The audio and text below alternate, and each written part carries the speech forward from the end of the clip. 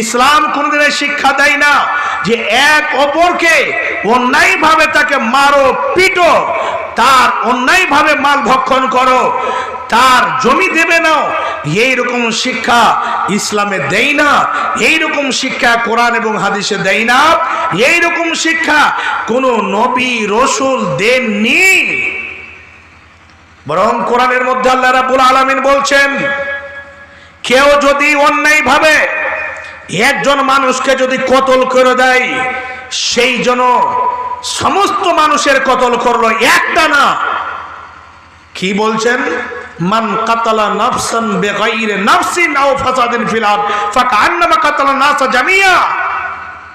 যদি কেউ একজন মানুষকে অন্যায়ভাবে কতল করে দিল, সেই জন্য পুরো মানুষকে কতল করলো। আর কেউ যদি একজনের জান বাঁচিয়ে নিল, একজন না, সেই জন্য সারা পৃথিবীর মানুষের জান বাঁচিয়ে নিল। তাহলে ইসলাম শিক্ষাটা কি দিচ্ছে? আমি বলতে চাই যে এইগুলো মাদ্রাসাকে বলা হচ্ছে যে সন্ত্রাসবাদী শিক্ষা দেওয়া হচ্ছে, আতঙ্কবাদী শিক্ষা দেওয়া হচ্ছে। এখন ইতিহাস জানে না, যদি জানতো তাহলে অবশ্যই এই কথা মুখ দিয়ে বের করতো না। এই দেশের জন্য এই মাদ্রাসার আলেম ওলামা জীবন দিয়েছেন, এই দেশের জন্য আলেম ওলামা ফাঁসির মঞ্চে ঝুলে গিয়েছে, এই দেশের জন্য আলেম ওলামা একেবারে তাওহীদের জন্য, ইসলামের জন্য, দেশের জন্য একেবারে ওই আলেম ওলামার ফতোয়াতে এই যে ভারত স্বাধীন হয়েছে। আমি গত বছর গিয়েছিলাম, আল্লাহ আমাকে দেখেছেন, উত্তর 24 পরগনায়, গ্রামটার নাম হচ্ছে বোধহয় আপনার রহমতপুর না কি বলছে গ্রামটা, বলছি। তবে ওই মসজিদ ওখানে দেখলাম, ওখানে 1307 সনের তৈরি। ওই মসজিদে বসে শেখ ইনায়াত আলী, শেখ ভিলায়াত আলী, আমরা ইতিহাসে পড়েছিলাম, ওই মসজিদে বসে দাঁড় দিয়েছেন, আহলে হাদিসের আন্দোলন চালিয়েছেন। দুইজন শেখ, এই পাশে ভারত, আর একটা ছোট্ট নদী আছে, নদীর ওই পাশে হচ্ছে সাতক্ষীরা জেলা, বাংলাদেশ। ওখানে গেলাম, দেখলাম, খুব আফসোস হলো, এত পুরাতন মসজিদ। একজন বলছে, মৌলানা এই শেখ ইনায়াত আলী, শেখ ভিলায়াত আলী আর শেখ আকরাম খান এর জন্মভূমি এখানে, আর ওদের আন্দোলনে আজকে ভারতে, আমাদের এখানে আশেপাশে জেলাতে এবং বাংলাদেশের সাতক্ষীরা, তো ওখানেও আহলে হাদিসের সংখ্যা আলহামদুলিল্লাহ অনেক রয়েছে, আদৌ পর্যন্ত চলছে।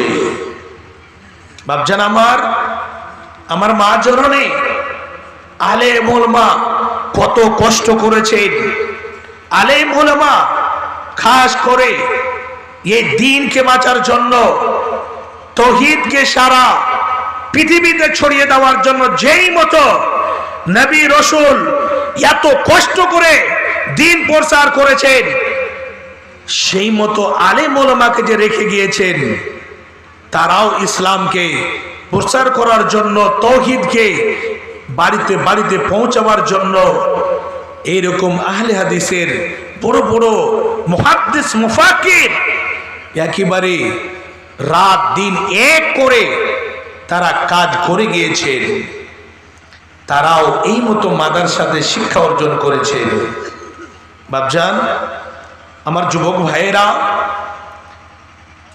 তারাও মায়ের পেট থেকে এসেছিলেন, আমরাও মায়ের পেট থেকে এসেছি।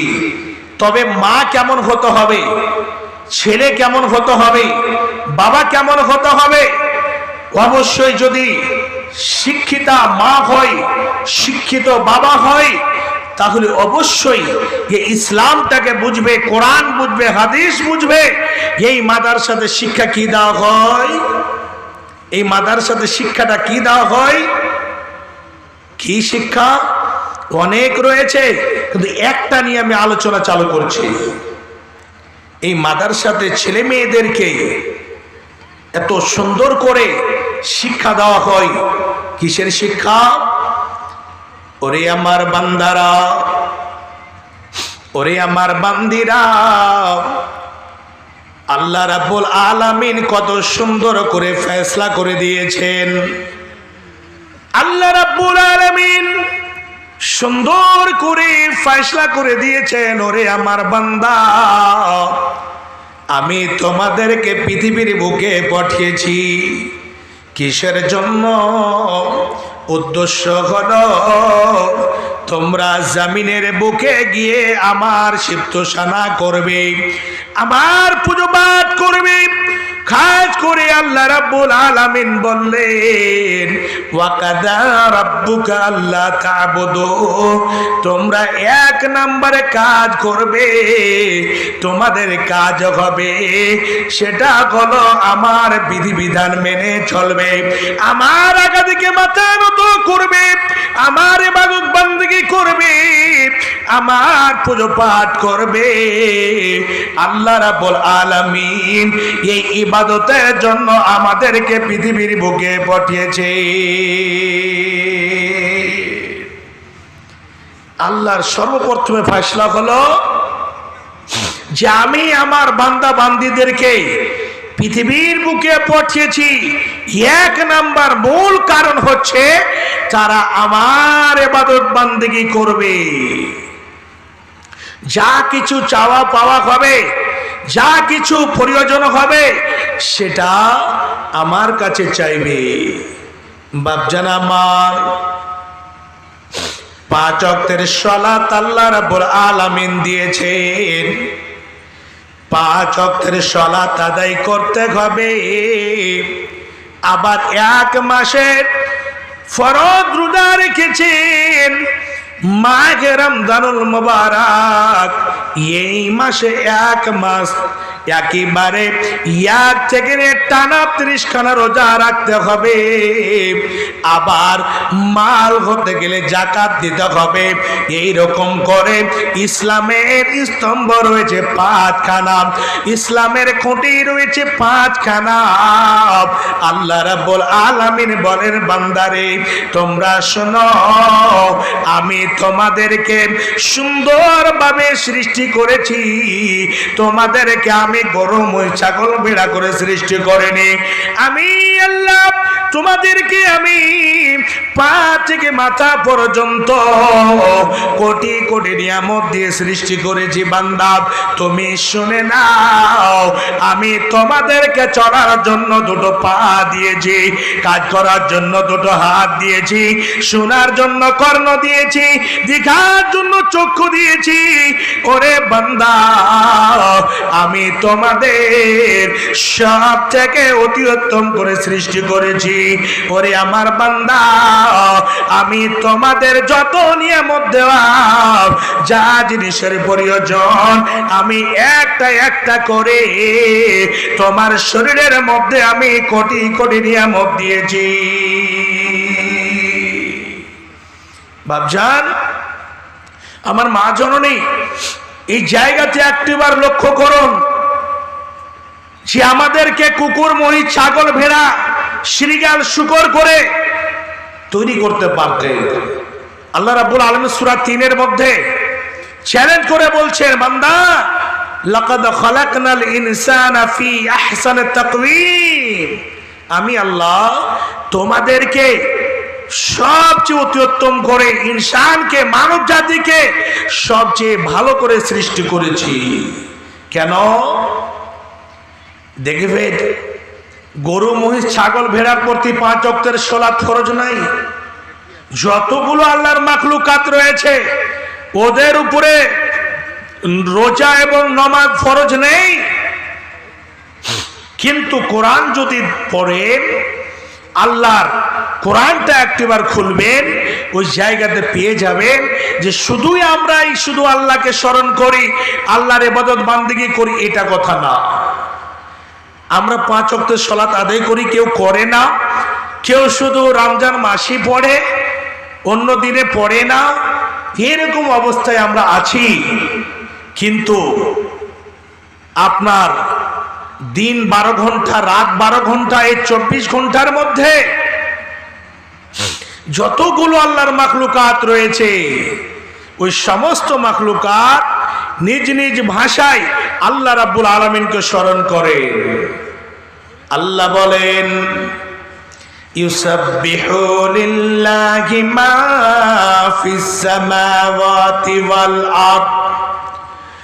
আল্লাহ রাব্বুল আলামিন সমস্ত সারা বিশ্বের বান্দা বান্দীদের শুনিয়ে দিলেন, ওরে আমার বান্দা বান্দীরা, তোমরা মনে করবে যে আমাদেরকে যে পাঠিয়েছেন শুধু আমরা ইবাদত বান্দেগি করছি না, পৃথিবীর বুকে গরু, মহিষ, ছাগল, ভেড়া, যতগুলো প্রাণী রয়েছে, যতগুলো আল্লাহর মাখলুকাত রয়েছে, ওই সমস্ত মাখলুকাত আল্লাহ রাব্বুল আলামিনকে নিজ নিজ ভাষায় ডাকেন। যে কোনো সময়, সব সময় ওই দেখবেন উড়ন্ত পাখিগুলো, যতগুলো এইরকম আল্লাহর মাখলুকাত রয়েছে, সকাল বিকাল এইরকম সময় ওই পাখিগুলোকে দেখবেন বাসার মধ্যে চুই চুই চুই চুই করে ডাক দেয়। যখন ফজরের সময় হইল, যখন এইরকম মুয়াজ্জিন মসজিদে গিয়ে আজান দিচ্ছে আসসালাতু খায়রুম মিনান নাওম, তখন দেখবেন ওই বাসা থেকে পাখিগুলো চুই চুই চুই চুই করে আওয়াজ দিতে লাগে নিজ নিজ ভাষায়। সেই সময় আল্লাহর ইবাদত বান্দেগি করেন। আল্লাহ বলছেন, বান্দা, আমি তোমাদেরকে ইবাদত বান্দেগির জন্য পাঠিয়েছি, শুনে নাও। আমি আল্লাহ তোমাদেরকে কত সুন্দর করে সৃষ্টি করেছি। তোমরা মনে করবে যে আমরাই শুধু ইবাদত বান্দেগি করছি, না না, যত প্রাণী রয়েছে, যতগুলো আল্লাহর মাখলুকাত রয়েছে, তারাও আল্লাহকে নিজ নিজের ভাষায় স্মরণ করে। দেখবেন কুকুরও আবার একবার একবার করে শব্দ করে। আমরা মনে করি যে এমনি বকছে হতো, জানি না তাদের ভাষা আল্লাহই বুঝে। কিন্তু আল্লাহ রাব্বুল আলামিন বলছেন, আকাশের নিচে, জমিনের উপরে যতগুলো মাখলুকাত রয়েছে, পিপিলিকা থেকে নিয়ে সবাই নিজ নিজ ভাষায় আল্লাহর ইবাদত বান্দেগি করে, আল্লাহকে স্মরণ করেন, আল্লাহকে ডাকে। তাহলে আল্লাহ রাব্বুল আলামিন এত বড় নিয়ামত দিয়ে আল্লাহ রাব্বুল আলামিন আমাদেরকে কেন পাঠালেন? দেখবেন আল্লাহ রাব্বুল আলামিন যে জ্ঞান আমাদেরকে দিয়েছেন, যে শক্তি আমাদেরকে দিয়েছেন, শোনার, দেখার, ভালো মন্দ এই জায়গাতে পার্থক্য করার, আল্লাহ কি বলছেন শুনে রেখো। একটিবার দুনিয়ার দিকে তাকিয়ে দেখো আমার নিয়ামত কত রয়েছে। তুমি একটিবার নিজের দিকে তাকিয়ে দেখো, পা থেকে মাথা পর্যন্ত আল্লাহ রাব্বুল আলামিন কত নিয়ামত দিয়েছেন। আল্লাহ বলেন, ওরে আমার সারা বিশ্বের বান্দা বান্দিরা শোনো, ওয়া ইন তাআদ্দু নিয়ামাতাল্লাহি লা তুহসুহা, আমার নিয়ামতগুলোকে যদি তোমরা গণনা করতে যাও, একটিবার দেখি তোমরা নিজের মনে একবার ভাবা চিন্তা করো না আমাদের কত সুন্দর করে সৃষ্টি করেছেন। আল্লাহ বলেন, বান্দা তোমার শরীরটাকে দেখো, তুমি একবার দুনিয়ার মধ্যে চলে দেখো। আল্লাহ তার জন্য বলেছেন ফাসিরু ফিল আরদ, আমার জমিতে চলে চলে দেখো আমার কত নিয়ামত রয়েছে, আমার কত নিদর্শন রয়েছে। আল্লাহ বলছেন, বান্দারে আমি আল্লাহ তোমাদের জন্য এত নিয়ামত দিয়েছি, ওই নিয়ামত গুলোকে যদি তোমরা গণনা করতে যাও তোমাদের জীবন শেষ হয়ে যাবে, কিন্তু তোমরা ওই নিয়ামত গুলোকে গণনা করে শেষ করতে পারবে না, কখনো শেষ করতে পারবে না। যেমন এই যে দেখুন, কিছু জিনিস আছে আল্লাহ রাব্বুল আলামিন এই বডির মধ্যে কয়েকটা জিনিসের কথা বললেন। যেমন ধরুন আল্লাহ বলছেন লাহুম কুলুবুন লা ইয়াফকাহুনা বিহা, আমি